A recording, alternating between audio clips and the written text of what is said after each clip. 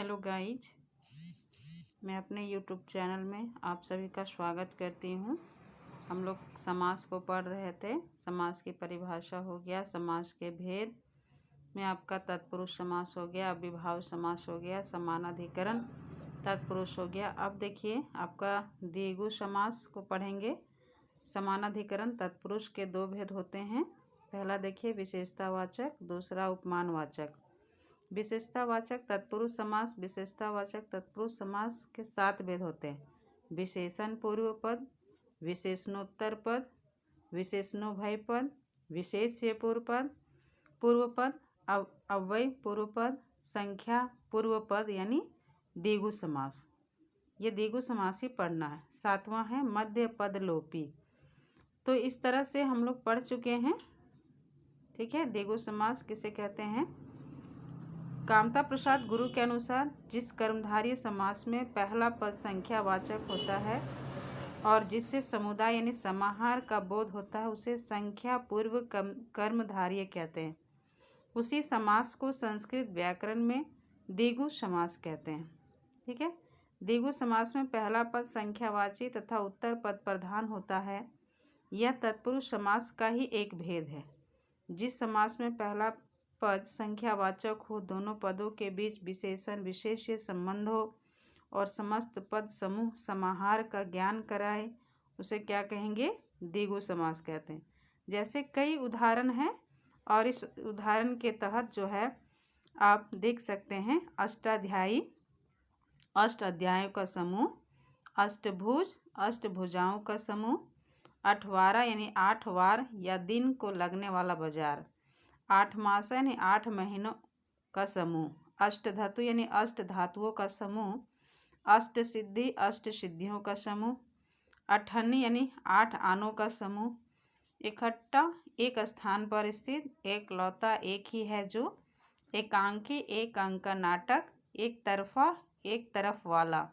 ठीक है, और फिर देखिए उदाहरण है चतुर्गनी 4 अंगों वाली सेना, चतुर्भुज 4 भुजाओं वाला, चतुष्पदी 4 पदों का समूह, चवन्नी 4 आनों का समूह, चतुर्वर्ग यानी 4 वर्गों धर्म अर्थ काम मोक्ष का समूह, 4 दीवारी उर्दू शब्द 4 दीवारों का समूह, चौपाई यानी 4 पदों का समूह, चौराहा 4 राहों का समाहार, चौमासा 4 मासों का समूह, 4 पाई 4 पैरों वाली, चतुर्वेदी 4 वेदों का समूह, चौराहा 4 राहों का समूह, चौघड़ा यानी 4 घड़ों वाला, चौमहल्ला 4 महलों का समूह, चौकर यानी 4 कोनों का समूह, छमाही 6 माह का समूह है, छदाम यानी 6 हो दाम, तिबारा 3 द्वारों का समूह वाला, तिराहा 3 राहों का समूह, तिमाही 3 माह के बाद आने वाली,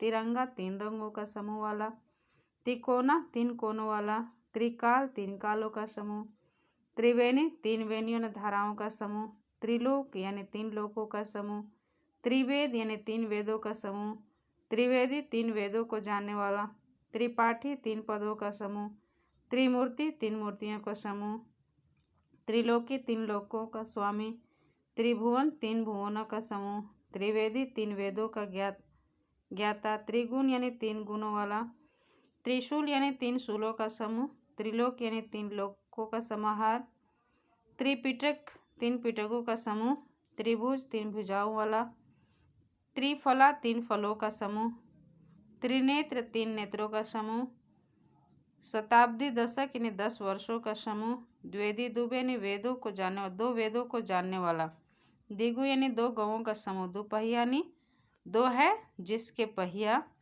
द्विगु समास के भेद और उसके कई उदाहरण के माध्यम से जो है द्विगु समास को बड़े ही अच्छे तरीके से, है ना, हम लोग समझ सकते हैं, देख सकते हैं। ये जितना भी यहाँ पर उदाहरण दिया हुआ है सभी उदाहरण महत्वपूर्ण है आपके परीक्षाओं के दृष्टिकोण से। उसके बाद तीसरा है आपका द्वंद्व समास। द्वंद्व समास को भी देखेंगे।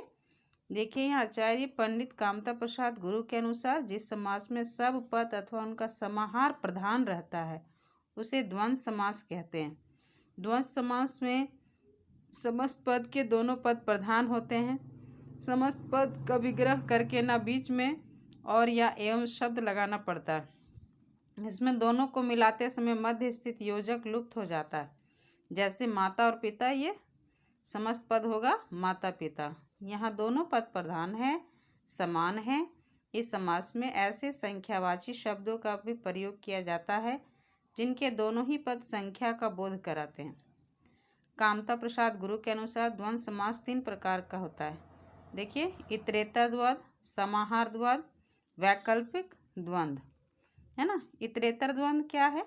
जिस समास के समस्त पद और समुच्चय बोधक से जुड़े हो पर इस समुच्चय बोधक का लोप हो उसे इतरेतर द्वंद्व कहते हैं। इस समास में दोनों पदों के बीच देखिए और, एवं, तथा आदि योजक शब्दों का लोप होता है। इस समास में ऐसे संख्यावाची शब्दों का भी प्रयोग किया जाता है जिनके दोनों पद, पूर्व पद एवं उत्तर पद, संख्या का बोध कराते हैं। इस समास में दोनों पद अलग अलग अर्थ देकर भी अपना अस्तित्व बनाए रखते हैं। इस समास में बने पद बहुधा बहुवचन में प्रयुक्त होते हैं क्योंकि वे 2 या 2 से अधिक पदों के मेल से बने होते हैं। गाय बैल, गाय और बैल, बेटा बेटी, बेटा और बेटी, भाई बहन, भाई और बहन। अब देखिए, अपवाद में क्या है? इस समास में द्रव्यवाचक हिंदी की समस्त संज्ञाएं बहुधा एक वचन में आती है। यदि दोनों पद मिलाकर प्रायः एक ही वस्तु सूचित करते हैं तो वे भी एक वचन में आते हैं। जैसे घी, गुड़, खान पान, दाल रोटी, दूध भात, नॉन मिर्च, हुक्का पानी, गेंद, डंडा आदि। शेष द्वंद्व समास बहुधा बहुवचन में आते हैं। इतरेतर द्वंद्व के अन्य उदाहरण हैं अमीर गरीब, अमीर और गरीब, 68, 8 और 60। ठीक है। देखिए, द्वंद्व समास के उदाहरण, उसके समस्त विग्रह, है ना, कई उदाहरण हैं, आप देख सकते हैं। बहुत ही इम्पोर्टेंट है। अब इसको अपना बहुत अच्छे तरीके से नोट्स बनाइए, ये आपको काफ़ी परीक्षाओं में मदद मिलेगी। संख्यावाची शब्दों में देखिए, इतरेतर द्वंद्व समास का स्पष्टीकरण दिया हुआ है ना। लिंग संबंधी स्पष्टीकरण है, ये सारा दिया हुआ। समाहार द्वंद्व उदाहरण भी दिया है, आप देख सकते हैं। कर्मधारय के रूप में भी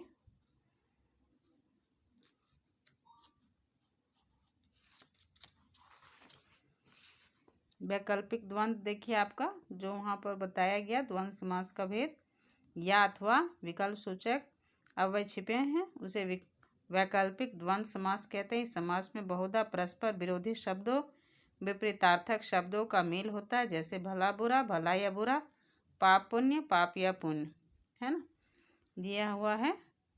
कामता प्रसाद गुरु के अनुसार 2, 3, 9, 10, 25 आदि अनिश्चित गणना वाचक संख्यावाचक सामाजिक विशेषण कभी कभी संज्ञा के समान प्रयुक्त होते हैं, उस समय उन्हें वैकल्पिक द्वंद्व कहना उचित है।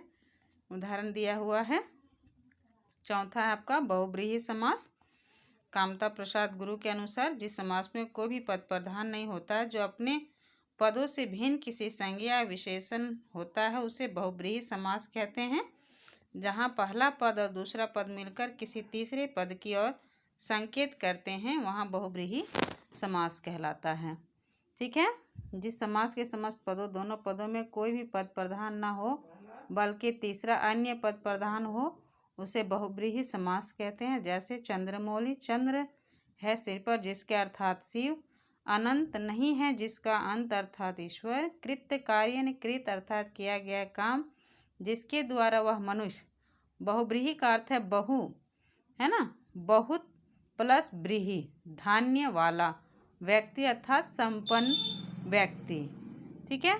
तो इस प्रकार बहुब्रीहि समास के कई उदाहरण हैं। इस समास के विग्रह में संबंधवाचक सर्वनाम के साथ कर्ता का संबोधन कारकों को छोड़कर शेष जिन कारकों की विभक्तियां लगती है उन्हीं के नामों के अनुसार इस समास का नाम बोध होता है। बहुब्रीहि समास के निम्नांकित उदाहरण हैं। अब्ज नाभ, नाभि में अब्ज, कमल है जिसके अर्थात विष्णु, अब्ज योनि, कमल है योनि अर्थात उत्पत्ति स्थल जिसके अर्थात विष्णु, अयोध्या नंदन, अयोध्या का नंदन है जो अर्थात राम, अन्नपूर्णा, अन्न से पूर्ण करने वाली जो अर्थात पार्वती। अंगराज, अंग देश का राजा है जो अर्थात कर्ण। अंजनी नंदन, अंजनी का नंदन। ठीक है, ध्यान से देखिएगा।